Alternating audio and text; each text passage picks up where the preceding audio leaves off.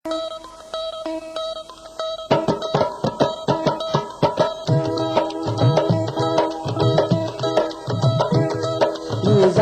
नहीं सुनेगा।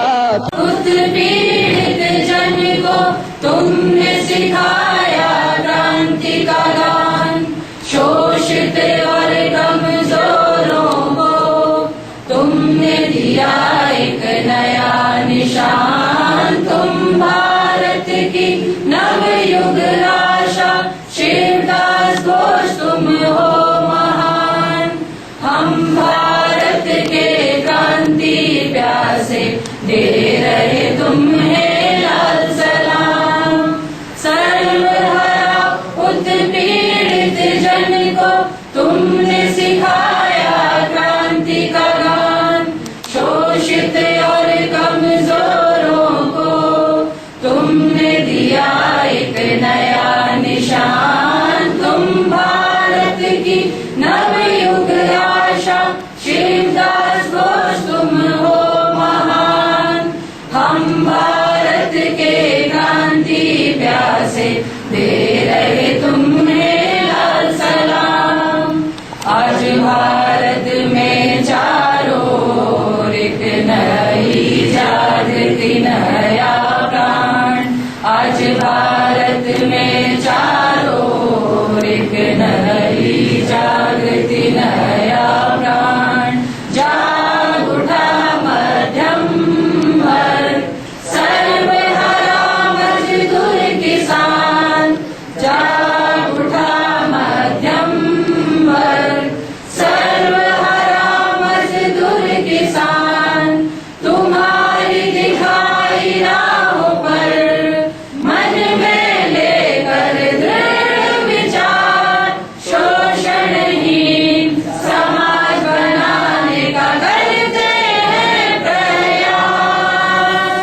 शिवदास घोष तुम प्रेरणा हमारी, तुम्हारे चिंतन से हम बलवान।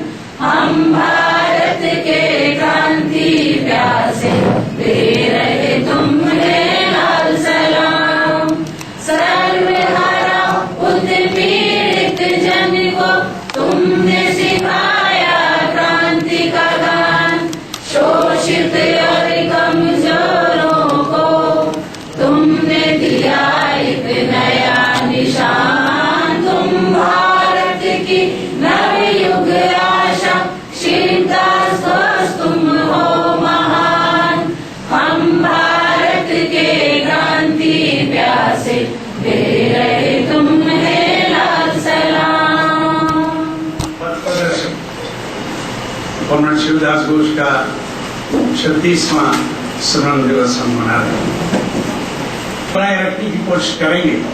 तो इसलिए ये जो आप आंदोलन करते हैं, आंदोलन के जोर पर ही आप कुछ अचीव कर सकते हैं। अगर आप संसद के चार दीवारी में इसको कैद करेंगे तो आंदोलन फेल होगा।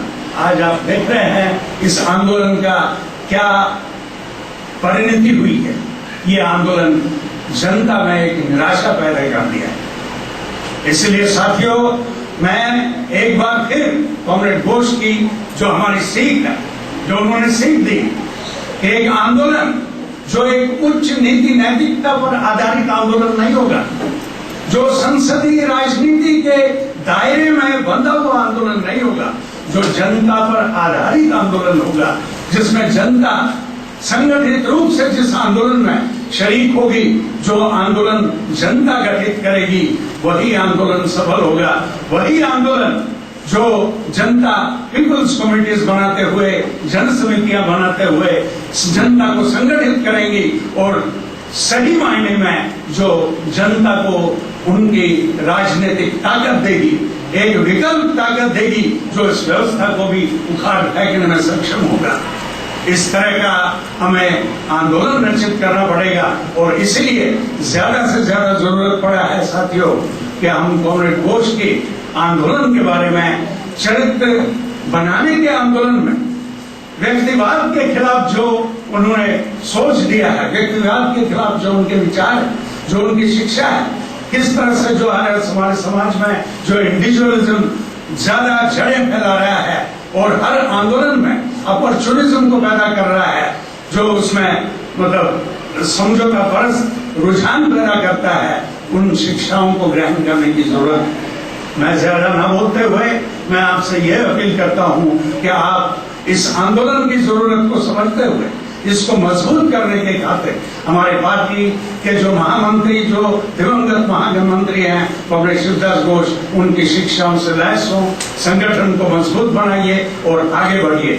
भविष्य आपका है। अगर सही रास्ता, सही संस्कृति और सही संगठन ये आंदोलन कर लेता है तो वो दिन दूर नहीं होगा जब हम अपनी मंजिल पूंजीवाद विरोधी समाजवादी क्रांति का हम मंजिल पा सके। मैं इतना कहते हुए जो हमारे अगले वक्ता हैं, जो दिल्ली राज्य सचिव कॉमरेड प्रताप सावंत, उनको आमंत्रित करता हूं, वो अपनी बात उपस्थित आज के स्मरण सभा के मुख्य वक्ता हमारे पार्टी के केंद्रीय कमेटी के सदस्य कॉमरेड सी के ग्लूकोज, मंच पर उपस्थित हमारे पार्टी के राज्य सांगठनिक कमेटी के सदस्यगण, यहाँ पर उपस्थित साथियों और कांग्रेस, आज हम यहाँ हमारे प्रिय नेता, शिक्षक, पथ प्रदर्शक, इस युग के महान मार्क्सवादी चिंतनकार कॉमरेड शिवदास घोष के स्मृति सभा में शामिल होने के लिए एकत्रित हुए हैं। हमारे बीच में हमारे साथ नौजवान, महिला, मजदूर, कर्मचारी, आम नागरिक, विभिन्न क्षेत्र से, विभिन्न तबकों से हमारे साथी कार्यकर्ता यहां उपस्थित हैं और आप सभी हमारे देश भर के दूसरे कमरों की तरह हमारे देश में किसी पूंजीवादी व्यवस्था में जो जुल्म, शोषण, अन्याय, अत्याचार जारी है, इसके खिलाफ लगातार संघर्षरत हैं। आप प्रयास कर रहे हैं अपने सीमित समझदारी, क्षमता के अनुसार ये जुल्म, ये सितम का हमेशा के लिए खत्म हो, पूंजीवाद को खत्म करके क्रांतिकारी आंदोलन के माध्यम से इस देश में मजदूर वर्ग के राज कायम करें,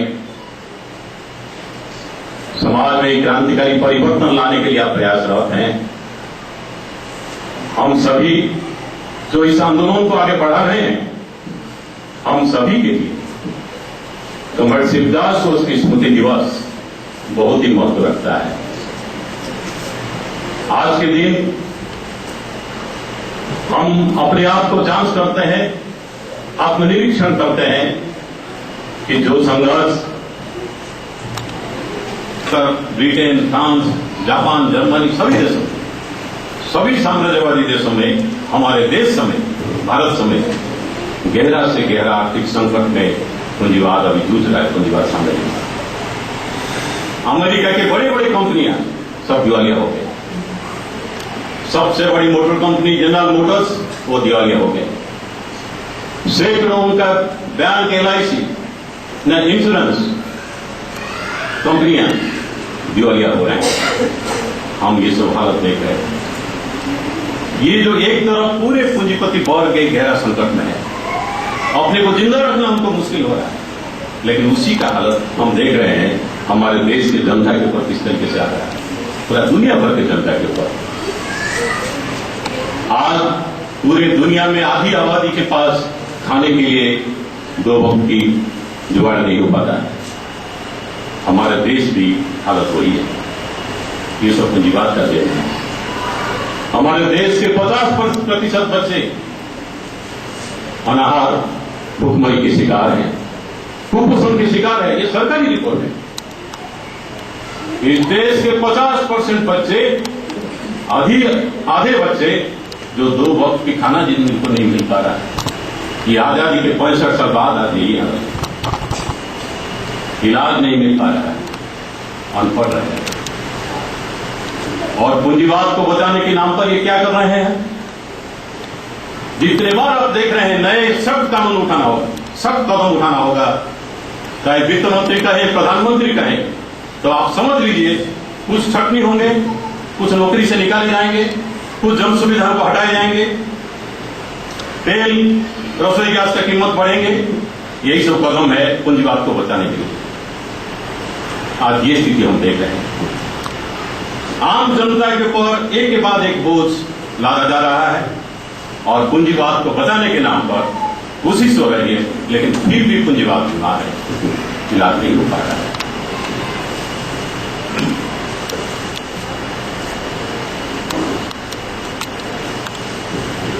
के माध्यम से आर्थिक शोषण कर रही बात नहीं है।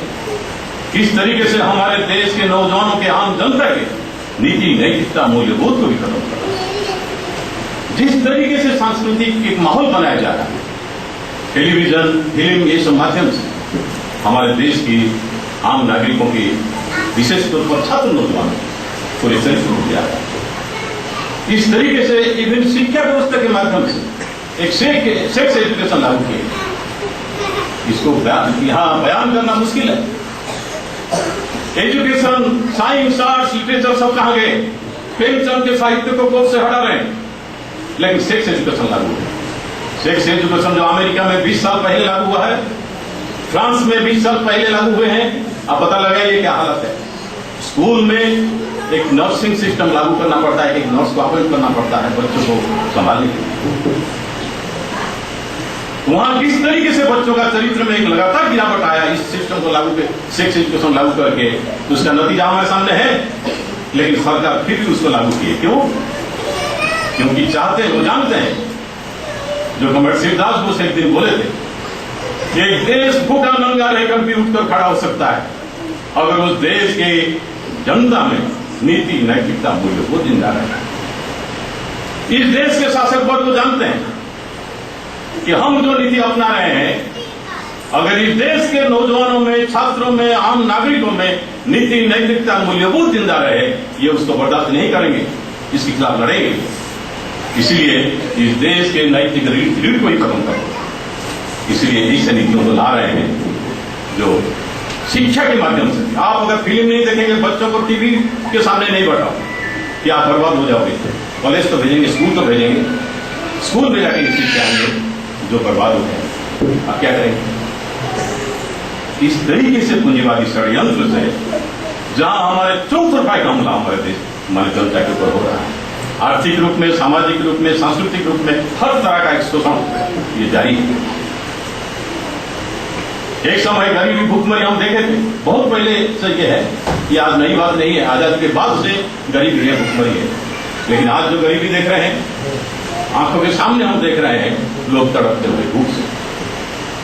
जो मध्यम वर्ग कहा जाता था, आज वो भी 2 वक्त की रोटी जुगाड़ नहीं करता।